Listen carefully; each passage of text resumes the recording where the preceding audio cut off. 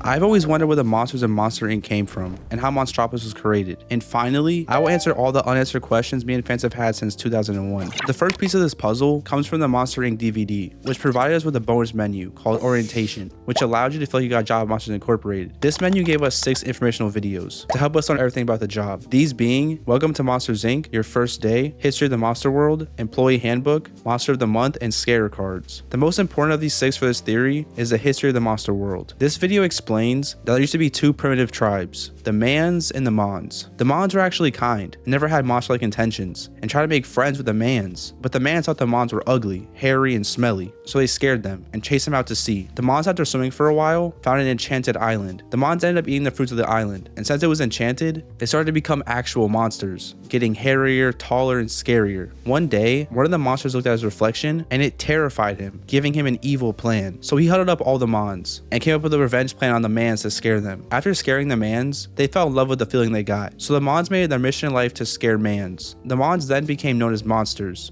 and Mans became known as man. Now this story explains a few things, but there's a lot that doesn't add up. First off, in this story it implies that monsters live on Earth and scare humans just for fun and revenge. But we could easily disprove that the monsters live on Earth with the Art of Monster Inc. book. In this book, Pete Docter, the director of Monsters Inc. states, in 1997, we began to design the parallel universe we called Monstropolis. This being that Monstropolis is in an entirely different universe and has no ties to Earth at all. Not only does that quote from the book disprove it, but also the fact that human screams and laughs on Earth don't power anything, but in Monstropolis they do, meaning they're definitely not on Earth. While a DVD video doesn't explain how the monsters got into Monstropolis, it's okay, because I'm an overthinker, and we'll figure this out. Also, for scaring humans just for fun and revenge, I do think that could have been the case at first, but as we can see from the movie, they now scare humans for energy. So we need to figure out when that motivation changed, and how they figured out human screams gave them energy. While these 2 plot holes make it seem like a dead end to figuring out the history of Monstropolis and how the monsters got to where they came from, we can use what we know to figure it out. So we know that humans never liked monsters, and because of this, had to pay the consequences of being tormented for life. Nobody likes being tormented, so they had to come up with a plan to get rid of the monsters. They weren't strong enough or big enough to physically get rid of them, so they had to come up with something different. Humans are known for being smart. I mean, you're watching this video on a device a human made out of nature. So here's what I think happened. After years of humans being tormented, a really smart person, let's just imagine him as Albert Einstein, decided he needed to find a way to send these monsters somewhere they could never torment them again. So he began studying other dimensions, as it would be the only way to ensure monsters would be out of their lives forever. So after years of studying, he created interdimensional travel. So with this technology, the humans created a plan to lure all the monsters into this door and send them to what would become Monstropolis. Now yes, I know, there are still many plot holes in this theory. Like, how did the monsters gain this technology of interdimensional travel? How did humans lose this technology? And how did they forget about the history of Albert? But don't worry, unlike the DVD video, I will explain all the plot holes. After the monsters were put into the other dimension, the humans were obviously pretty happy, but had a lingering fear of the monsters coming back through the same door they traveled through. Now we know humans are cruel. It's one of the things we are sadly known for. Not only that, but in the DVD story, we get to see how the humans treated the Mons and how judgmental and cold-hearted they were. I think the humans turned their backs on the scientist. Now that they got everything they needed out of Albert, they couldn't risk the monsters coming back. And since none of the humans were as smart as Albert, they couldn't understand that there was no way the monsters could come back through the door, because well, the monsters in Monstropolis didn't have the technology. So just like how Mike and Sully were banished from the monster world and sent to the Himalayas as punishment, the humans banished Albert to Monstropolis, hoping he would be ripped to shreds by the monsters and die.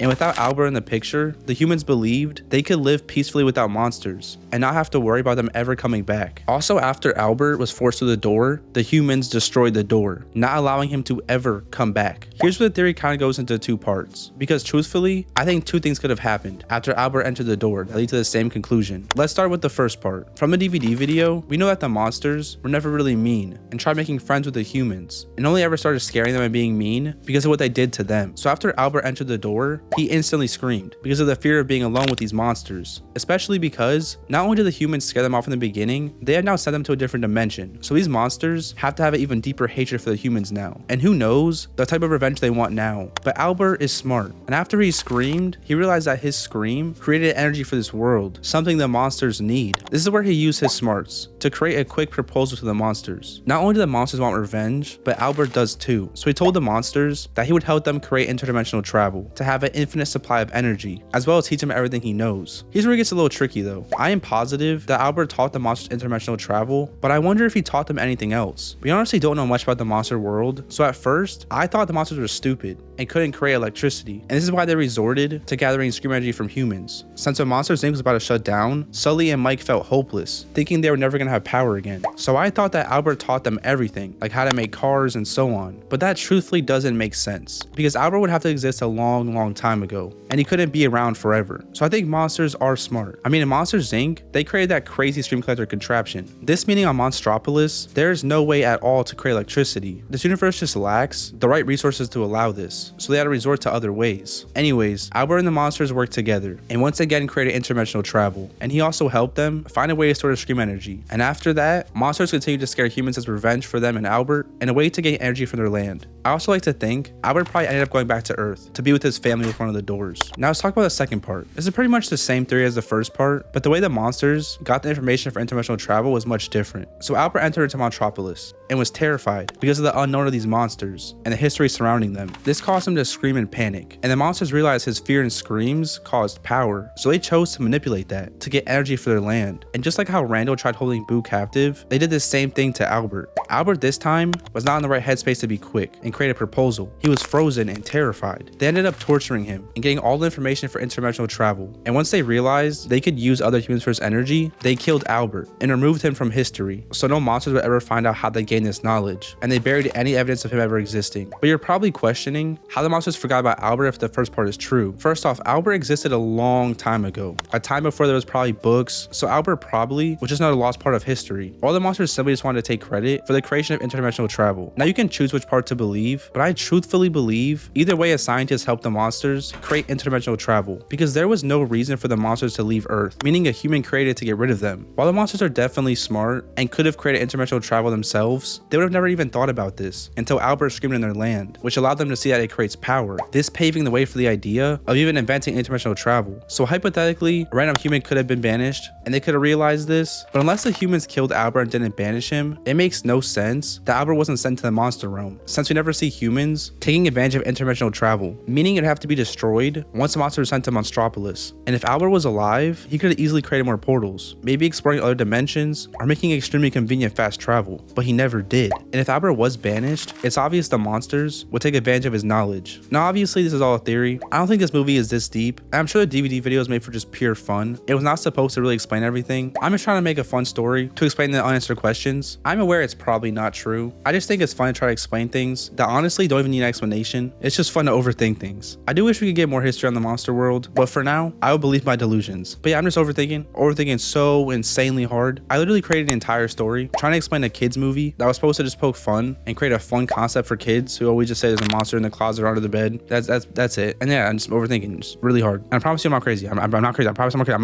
not crazy. I promise I'm not crazy. I promise I'm not crazy.